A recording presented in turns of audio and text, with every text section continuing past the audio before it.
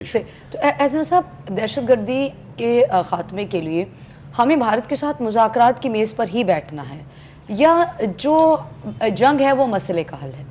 دیکھیں جنگ جو ہے مسئلے کا حل نہیں ہوتا، لیکن آج کے وقت نے یہ ثابت کیا کہ جب تک آپ جواب نہیں دیں گے، بزدل، مکار اور جو سفاک جو آپ کا دشمن ہوتا ہے، جو وہ زبان سمجھتا ہے، جب تک اس زبان میں آپ جواب نہیں دیں گے وہ مذاکرات کی ٹیبل پہ نہیں آئے گا۔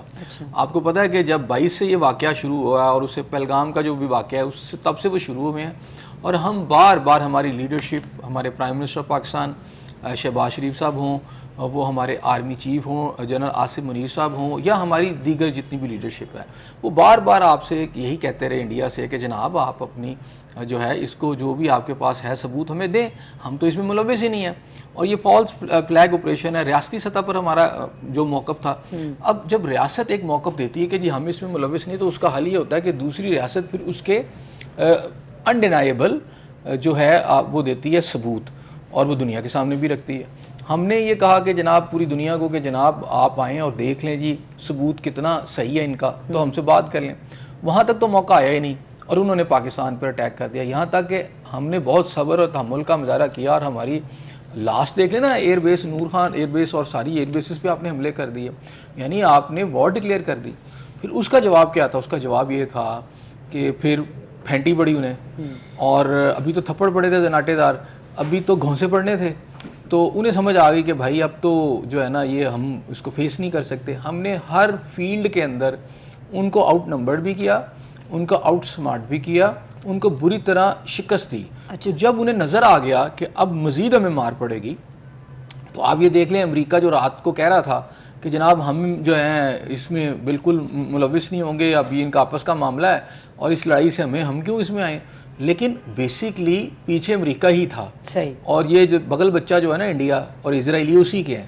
جب انہوں نے دیکھا کہ ان کو یہ خیال تھا کہ انڈین جو ہیں پاکستان پہ حاوی ہو جائیں گے، اور جو کلیم آ رہے تھے سامنے انڈیا کا، وہ جھوٹا میڈیا، گودی میڈیا جو ہے جو کر رہا تھا، اور آج اس وقت ان کی اتنی ہزیمت اور اتنی بےزتی جو ہے خود انڈیا میں ہو رہی ہے، بالکل اس کی مثال نہیں ملتی۔ خود انڈینز اس وقت پریشان ہیں، کیونکہ وہ تو رات کو فتح کر چکے تھے، وہ لاہور بھی فتح کر چکے تھے، اسلام آباد بھی کر چکے تھے، وہ جیسے سارا پاکستان فتح کر چکے تھے۔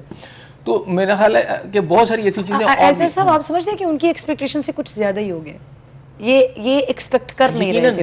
یہ ایسے ہی تھا نا کہ 100 وہ کیا کہتے ہیں سونار کی اور ایک لوہار کی، ایک اس طرح کی زبردست قسم کی پڑی انہیں، جب انہیں سمجھ آ گئی کہ یار اب جو ہے نا مار بہت زیادہ پڑے گی، وہ جس زبان میں سمجھنا چاہتے تھے نا اسی زبان میں جب سمجھایا تو وہ مذاکرات کی ٹیبل پر آ گئے، اور انہوں نے امریکہ کو ڈالا۔ اور آپ یہ دیکھ لیں کہ ان کی خواہش تھی، امریکنز کو انہوں نے کہا، اور امریکہ کی صورتحال یہ تھی کہ ان کا یہ خیال تھا کہ ان کا جو بغل بچہ ہے وہ پاکستان کے اوپر چڑھ دوڑے گا اور پاکستان کو دبا لے گا، لیکن جب انہوں نے دیکھا کہ بھائی بغل بچے کو تو مار پڑ رہی ہے، اور اگر مزید اس کو نہ بچایا تو ایک دم انہوں نے اپنی انٹری ڈالی، اور انہوں نے کہا جی نہیں صلح کر لیں، بات چھوڑ دیں جی، بس ختم ہوئی بات۔ اچھا یہ وقتی طور پر مصباح یہ چیزیں تو یعنی ختم ہوئی ہیں، لیکن یہ مستقل نہیں ختم ہوئی، اگرچہ کہ پاکستان نے آج جو پورا یہ آپریشن تھا ہمارا پاکستان کا جو کہ ہم نے کیا اور انڈیا کے خلاف پورا ایک آپریشن اس کو ختم کرنے کا اعلان کر دیا ہے، لیکن اس کے باوجود آپ کا دشمن بڑا کمینہ ہے، بڑا بدذات ہے، ٹھیک ہے، اور جھوٹا بھی ہے، مکار بھی ہے، فریبی بھی ہے، اور وہ طرح طرح کے ہیلے بہانے کر کر یعنی اسی طرح کبھی آپ نے لومڑی کی اس کی خسائل ہیں، اور وہ موقع ڈھونڈتی ہے کہ یہ کمزور کب ہوں، تو اب تو بھی اس کو یہ پتہ ہے کہ یہ بہت مضبوط ہے، لیکن آپ اس سے کوئی چیز بھی اسے بعید نہیں ہے، وہ کچھ بھی کر سکتا ہے۔ تو فی الحال تو ہمیں یہ لگ رہا ہے، لیکن وہ جو کور ایشو ہے خواجہ آصف صاحب نے کہی ہے، میں اسی بات پہ واپس آ جاتا ہوں کہ وہ 3 ایشوز جب تک ریزالو نہیں ہوں گے تو آپ یہ نہ سمجھے کہ جنگ ہو گئی ہے، جنگ بندی ہو گئی ہے، ختم ہو گئی ہے، اور اب انڈیا بھی اپنی وہ لائف میں چلے جائیں گے، اپنی پرانی لائف، اور ہم بھی اپنی میں، ایسا کچھ نہیں ہوگا۔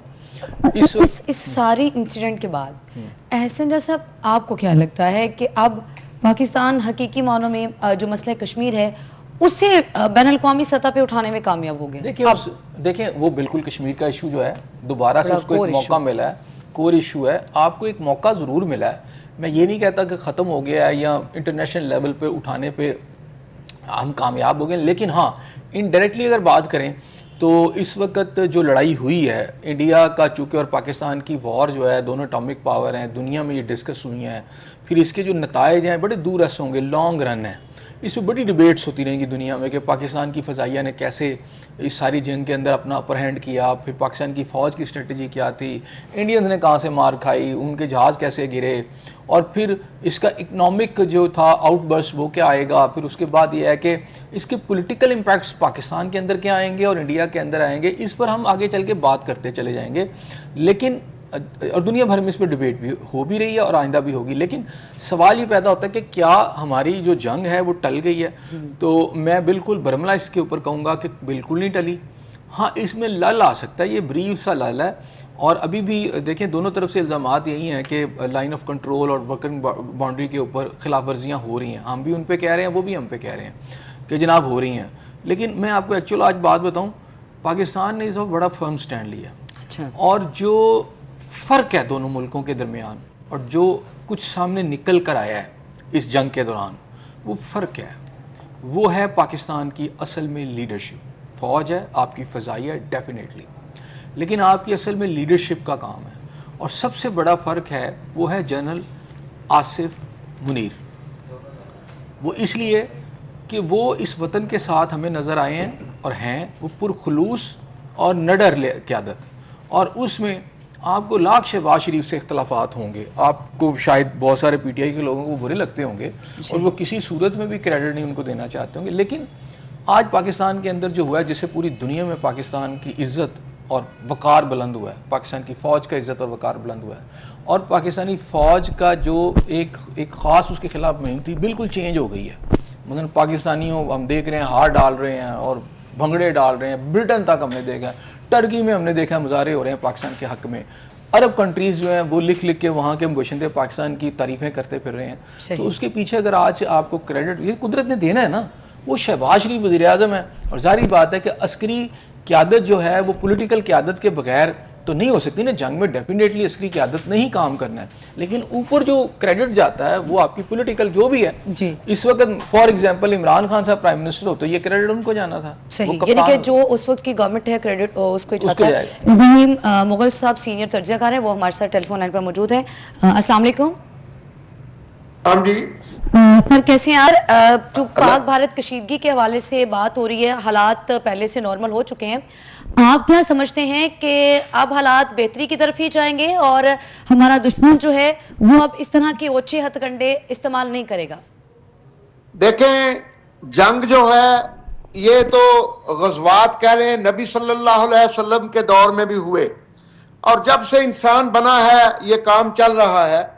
دیکھا یہ جاتا ہے کہ جو لوگ اس کام میں انوالو ہوتے ہیں وہ کیسا رویہ اختیار کرتے ہیں یا کیا اسٹریٹجی بناتے ہیں.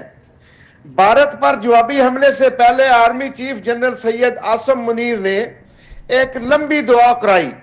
نماز فجر کے بعد انہوں نے ایک لمبی دعا کرائی اور نماز فجر بھی انہوں نے خود پڑھائی اور آپریشن کی کامیابی کے لیے دعا کی. ڈیڈیکیشن تو یہاں آ گئی. لیکن آج میرے بھائی کہہ رہے تھے مجھے کوئی اختلاف نہیں ہے، لیکن جتنا مرضی مودی سے کسی کا تعلق ہو، ابراہیم مغل کا بھی ہو، لیکن جب میرے گھر کو آگ لگی ہوئی ہو تو پھر تو میں تعلقات کو کیا دیکھوں. کاش میاں نواز شریف صاحب ہلکے پھلکے انداز میں ہی کہہ چھوڑتے کہ مودی صاحب یہ کام نہ کریں، اس میں